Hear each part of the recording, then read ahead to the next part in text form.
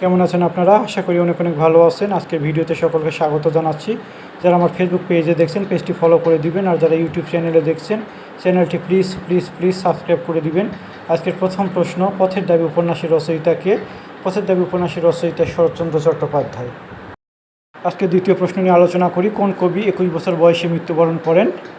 কবি সুকান্ত ভট্টাচার্য 21 বছর বয়সে, এবং সবচেয়ে কম বছর বয়সে তিনি মৃত্যুবরণ করেছেন 21 বছর বয়সে। খুব গুরুত্বপূর্ণ একটা প্রশ্ন, মনে রাখবেন সবাই।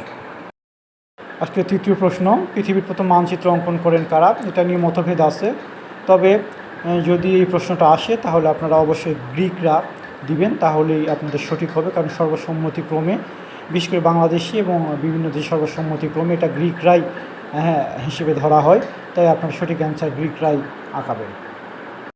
আজকে সর্বশেষ প্রশ্ন নিয়ে আলোচনা করব। তার শেষ করার আগে আপনাদের বলি যে আমার চ্যানেলটি অবশ্যই সাবস্ক্রাইব করে দিবেন।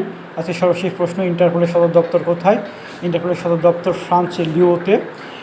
আশা করি ভিডিওটি ভালো লেগেছে। ভিডিওটি ভালো লাগলে আমার চ্যানেলটি সাবস্ক্রাইব করে দিবেন, আর ফেসবুক পেজে যারা দেখেন পেজটি ফলো করে দিবেন অবশ্যই। আর সে পর্যন্ত ভালো থাকবেন, আর নেক্সট ভিডিওর জন্য অবশ্যই আপনাদের ওয়েলকাম জানিয়ে আজকে ভিডিও এখানে শেষ করছি। ধন্যবাদ।